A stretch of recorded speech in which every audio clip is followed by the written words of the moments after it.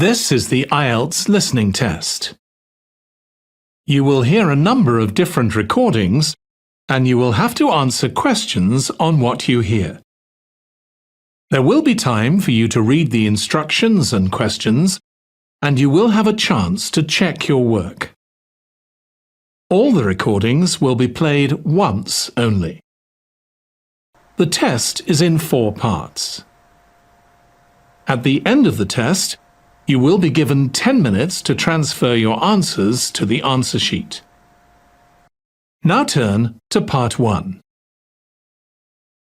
Part 1. You will hear a telephone conversation between a client who wants to rent short-term accommodation and a rental agent. First, you have some time to look at questions 1 to 5.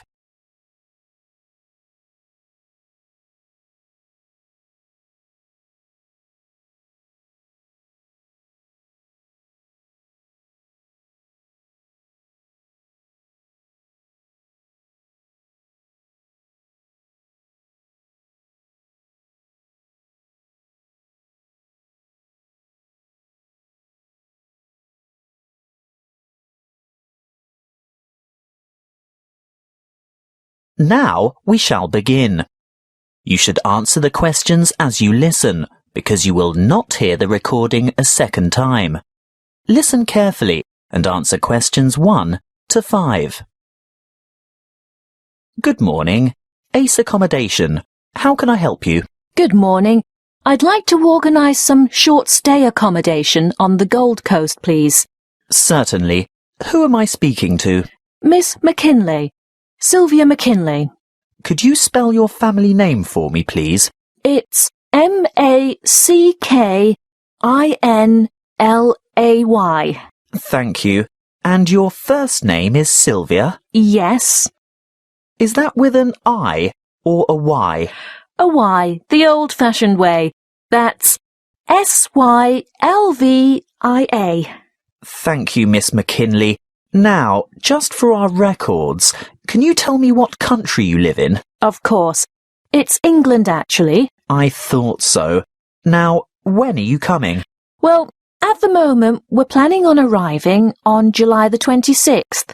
Oh, the 25th. That's the last day of the public holiday, and it might be difficult to find something available on that date. No, we're coming on the 26th of July. Oh, well, that's fine then. We'll have lots of good places vacant by then, although you wouldn't be able to move in until late afternoon, because our cleaning crew will need time to get everything ready for you. That suits us. Our flight won't get in until early evening anyway. How many of you will there be? Just my sister and myself. And how long do you intend to stay? Oh, only a couple of weeks. We'd like to stay longer, but we'll have to get back to work. So, you're not coming on business then? No, it's just a holiday. Why? What difference does that make? Oh, you'd be surprised. Business people have different needs. You know, wireless internet, even fax machines and photocopiers. No, we won't need any of that stuff.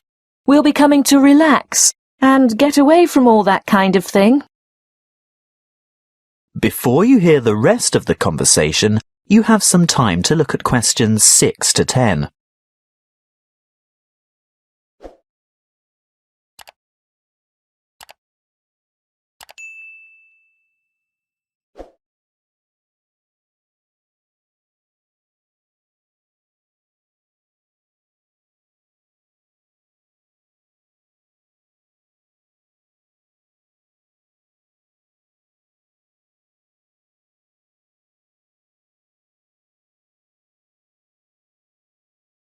Now listen and answer questions 6 to 10.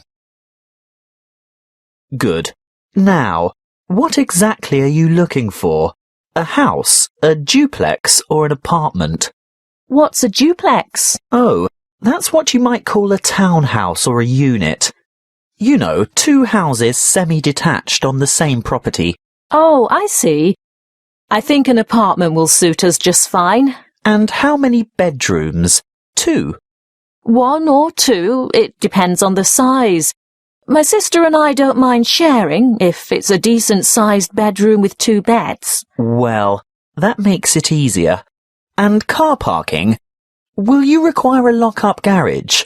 They're a little harder to find with an apartment. We'll have a hire car, and as far as I know, there are no regulations concerning car parking. I think as long as it's not parked on the street and it's secure, there shouldn't be any problems. OK. Now, I'm assuming you want something by the beach. Yes, that's the idea. We want to enjoy the surf, sand and sunshine. OK, but before we settle on an area and discuss your price range, I'll need to know about other necessities. What do you mean? Well, for example, do you want to be close to a shopping mall or the casino or the fun parks? Or do you want to be in a complex with or near a swimming pool? No, none of that really matters to us. But we'd like to have reasonable access to the motorway so that we can drive up to Brisbane to visit friends there. Well, there are quite a few lovely small towns to choose from. There's Main Beach, which is north of Surfer's Paradise, or Mermaid Waters, which is a bit further south, or Palm Beach, which is quite a bit further south. Mermaid Waters sounds delightful. Is it close to the motorway? Well, not really. The M1 is actually closest to Palm Beach, and prices are likely to be more reasonable there too. That's settled then. Palm Beach it is. Now, if you'll just give me your email address, I can send you information about the town and lots of photos. Well, my email is smac13@hotmail.com. And one final thing. How much are you looking to spend per week on accommodation? Do you want something at the luxury end of the market? You know, newly redecorated, great views, all the mod cons? Not necessarily. Could we get something clean, comfortable and reasonable for $1,200 a week? Could you stretch that to $1,500 a week? I've got a property in mind that you'll absolutely love, but you'd have to go to $1,500. $1,200 wouldn't cover it. All right then, but that's our top limit. Good. I'll get onto this straight away, and there should be something in your inbox shortly.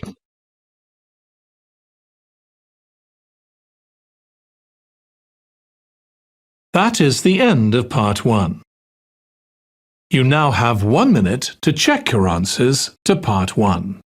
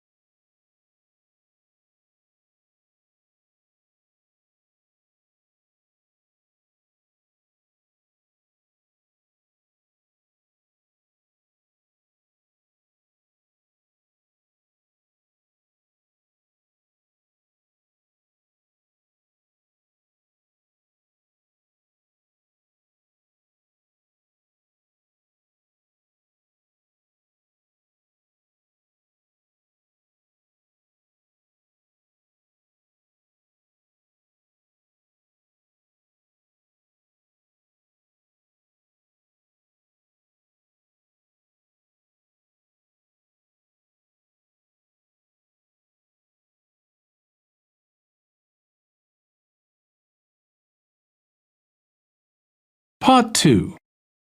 You will hear a member of the Active Outdoor Club talking to a group of interested potential members. First, you have some time to look at questions 11 to 14.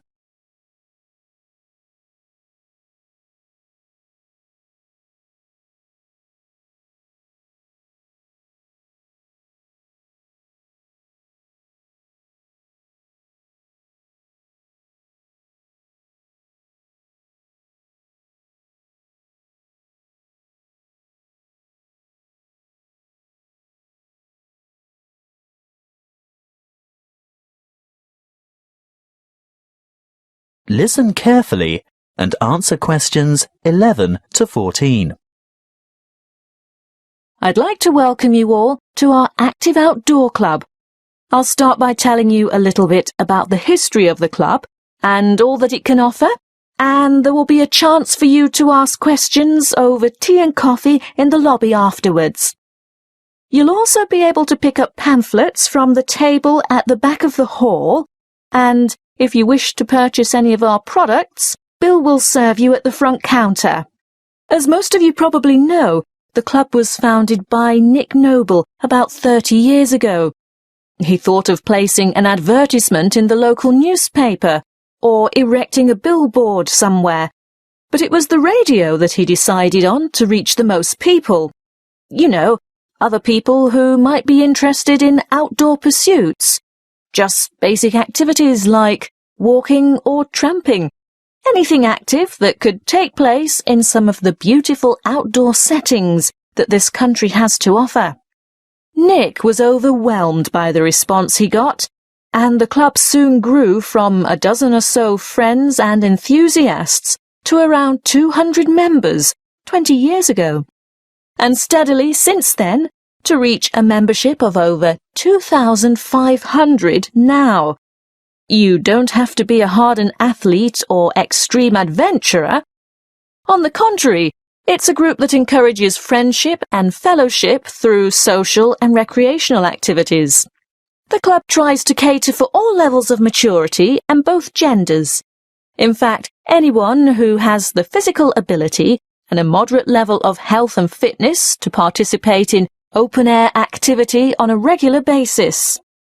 I think our youngest member is a 5-year-old boy, and our oldest member is a 75-year-old man. Of course, we have more challenging opportunities for those who are up to it, but all excursions are graded according to level of difficulty, and there will always be something for those families with small children. More about that later. I'm sure you realise that it's part of the focus of the club to ensure that our natural environment is kept as pristine as possible. We all have a keen interest in conservation, and many of our members contribute their time or give a monetary donation to organisations that work to enhance and beautify our natural heritage. Before you hear the rest of the talk, you have some time to look at questions 15 to 20.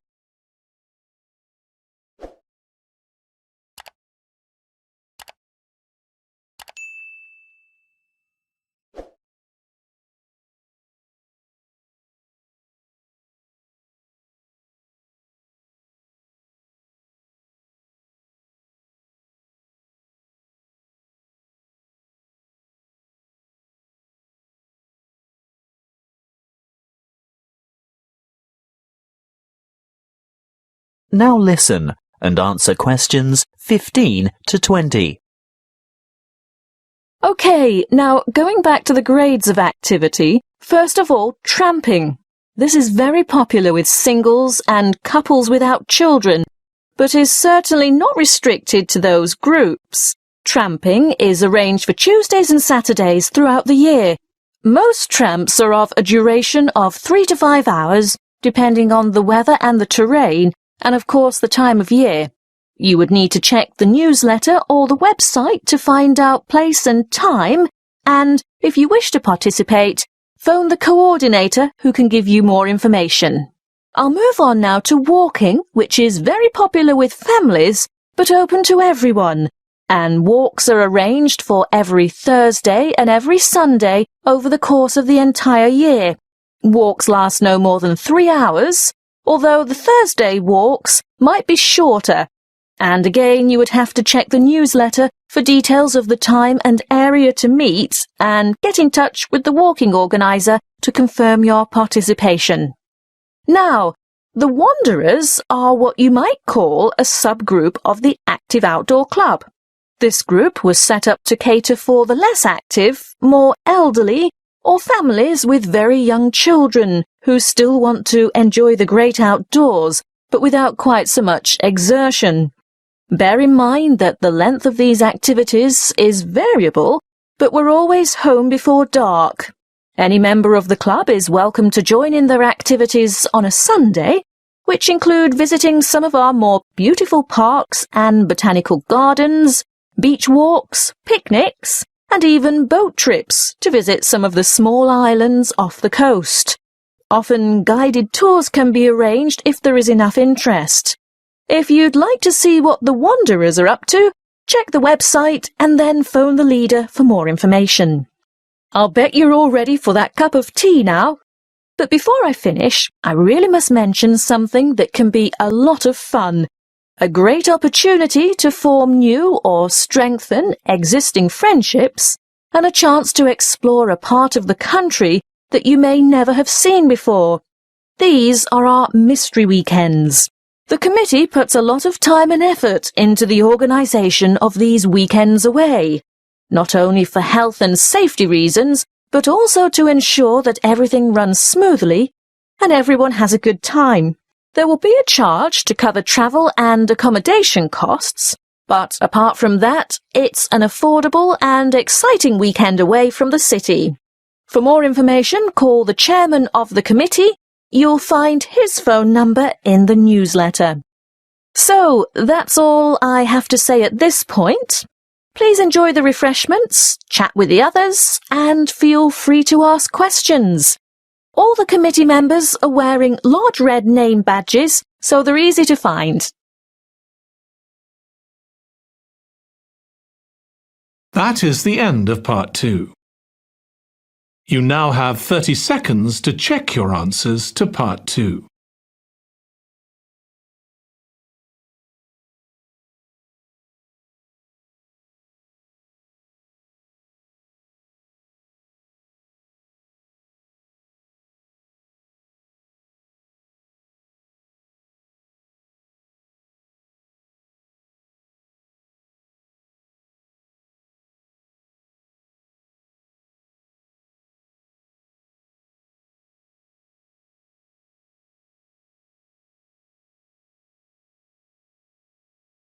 Part 3. You will hear a conversation between an academic advisor and a student asking for information about a particular subject that she wants to study. First, you have some time to look at questions 21 to 26.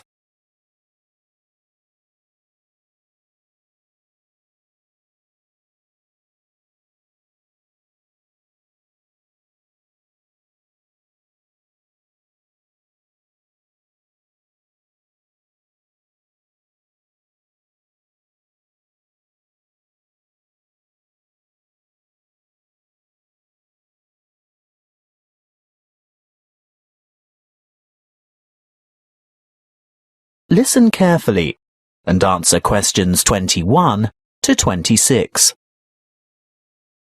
Come in and take a seat. Thank you. Now, you've made an appointment to see me with regard to one of the papers you want to enroll in next semester. Yes, that's right. It's the Globalization and Educational Change paper, GEC 692. Ah, well, I know the one you mean, but all the code numbers are going to change next semester, so although the course name will stay the same, the code will be ED995. Not that you have to worry about that. But the content will be the same, right? Oh, yes, to a large extent. The objectives are still to provide you with the skills and knowledge for analysing the challenges that globalisation poses for education. Yes, that's what I'm really interested in. The future of education. Not where we are now, but where we're heading. Well, you'll most likely enjoy the course because it'll give you the opportunity not just to explore, but also to document the advancement of new educational developments. And there'll be quite a lot of analysis involved. Yes, obviously. But once you've examined how education has been affected by cultural values and socio-economic structures, you'll go on to debate the pros and cons of the restructuring of public education in view of rapid globalization. I see, but when you say public education, do you mean worldwide? No. That would be far too large an undertaking for just one paper. You'd probably choose to work with the education system within your own state or country. Sounds interesting, but isn't it a bit restrictive? Not at all. From there, you'd move on to explore the impact of internationalization on curriculum diversity in both developing and developed countries. Have you had a chance to look at the assessment criteria yet? Actually, I have, and it makes me a bit nervous just thinking about it. Why's that? Well, I see that the first assignment starts with an illustrated PowerPoint presentation to the rest of the class. I've never done one before. No need to worry. You can get help with that. Anyway, this presentation isn't graded. It's what we call a formative assessment. The feedback you get will help you to finalize the written review. That's a review of those academic articles in the first part of the reading list, right? Yes, but you only have to choose 5 of them. That first assignment is worth 30%. And the second assignment? There are 2 parts to that also, and both are graded. 20 marks will go towards your participation in a seminar, and then there's a 5,000-word essay, which will be graded out of 50. Thanks. Before you hear the rest of the conversation, you have some time to look at questions 27 to 30.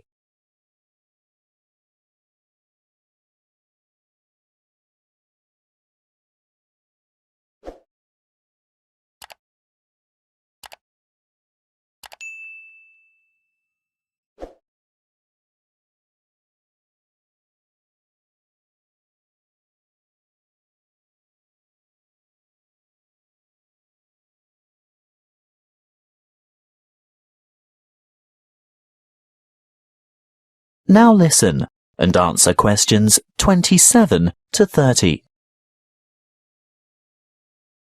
Is there anything else I can help you with? Yes, the reading list is quite long. Where do you think I should start? Well, I'd suggest you leave the articles until the semester is underway, but a good preparation would be to look at some of the major texts. These ones here. In any particular order? You could start with this one by Tower, here at the bottom of the page. Sorry, who? Tower. Tower. 2007. Comparative Education. That should give you a good basis. Then move on to Eliot. Educational Issues of the New Millennium. But be sure to get the 2008 edition, not the original 1998 edition, because so much has changed since 1998. The new edition has extensive revisions and a lot of new material. OK, so that's Tower first, then Eliot. I think I could handle a couple more over the summer break. Well, in that case, look for Brown's Education and Globalization, published in 2009. Actually, there are quite a few books by Brown, but I'd start with that one and leave his others till much later. And I'd also really recommend this one here, Globalization and Knowledge Policy by York, published quite recently in fact, 2010. That is the end of part 3. You now have 30 seconds to check your answers to part 3.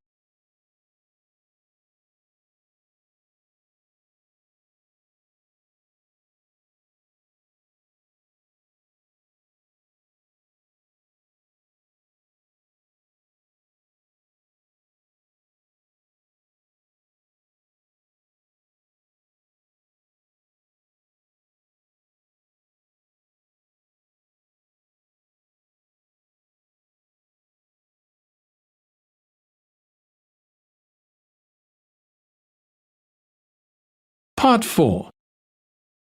You will hear a lecture on immunity and immunization. First, you have some time to look at questions 31 to 40.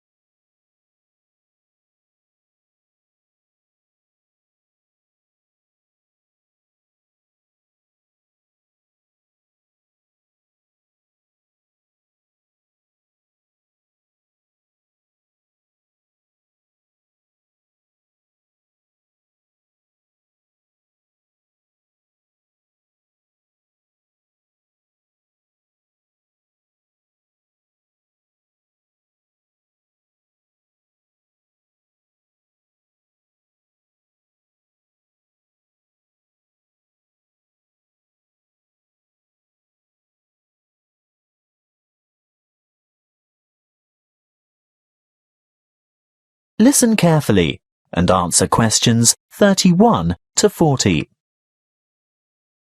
Good afternoon, and thank you for your warm welcome.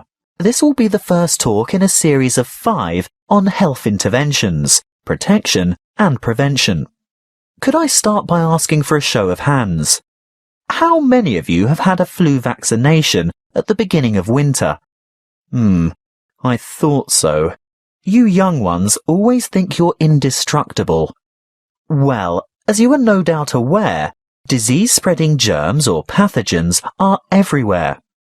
On a daily basis, the human body has to ward off attacks by various harmful bacteria and viruses. A healthy body has a good defense system against many of these germs, but the defense only operates well against microorganisms that it has already encountered, in which case it is said to be immune. There are 2 ways in which humans acquire natural immunity. Actively, when a person has first suffered and then recovered from an illness, and passively, when ready-made protection is transferred into the body, for example, from the maternal blood via the umbilical cord to an unborn child, or through breast milk. Now, artificially acquired immunity can help the body to fight disease, so we can use active immunization as a preventative measure.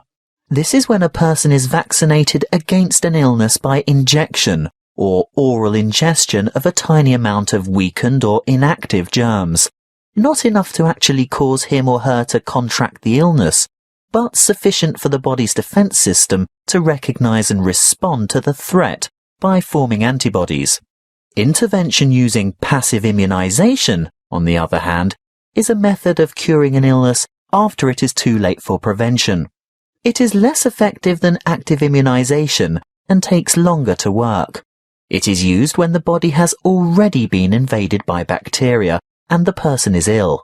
In this case, there is no time for the body to make antibodies of its own, so proteins, usually taken from the blood of animals, are injected to equip the patient with the essential antibodies to combat the particular illness. Let's have a quick look at a bit of history. The discovery of vaccination to boost the body's immune system by making it sensitive to particular disease-causing bacteria was made by an 18th century English doctor called Edward Jenner. He noticed that survivors of smallpox, a common but extremely dangerous disease, never contracted the disease a second time. In other words, they were immune. He studied a similar disease in cows called cowpox and realized that people in contact with the infected cows became ill with symptoms resembling smallpox. However, this disease was quite mild by comparison, and those who contracted cowpox were then immune to smallpox. He conducted an experiment by injecting a child with a small amount of pus taken from a cowpox pustule. The child subsequently became ill, but soon recovered. Later, he injected the child with pus from a smallpox pustule, and the child did not get sick. He had developed immunity to the more dangerous disease. The antibodies produced to fight the cowpox bacteria had been able to fight off the smallpox bacteria. What are antibodies? Well, antibodies are made by white blood cells called B lymphocytes, and this is done in response to the presence of antigens, or other bacterial toxins, which have been released by the microorganisms, what we commonly refer to as germs, that have invaded the body. These Y-shaped antibodies, or you can think of them as antitoxins, may stop the toxins or repair the damage they have done by what is known as the antigen-antibody reaction, which takes place within the plasma of the blood. A correct antibody, for that disease, clings to a particular antigen in order to render it harmless. Large numbers of these pairs clump together to form a bigger unit. This is called agglutination and is able to be seen by the naked eye, which is very helpful for doctors and other specialists to determine which illnesses a patient is immune to. Inoculation or active vaccination can protect people from serious diseases. The vaccine may make a person feel unwell for a few days, when the immune system starts to produce antibodies to match the introduced antigen. This is called a primary reaction. If that particular antigen should ever enter the body again later, a secondary reaction takes place. The body is then able to produce large numbers of corresponding antibodies within a short time, so the invading antigens are quickly wiped out, without the person suffering any harm from the disease. That is the end of Part 4. You now have 1 minute to check your answers to Part 4. That is the end of the listening test. In the IELTS test, you would now have 10 minutes to transfer your answers to the answer sheet.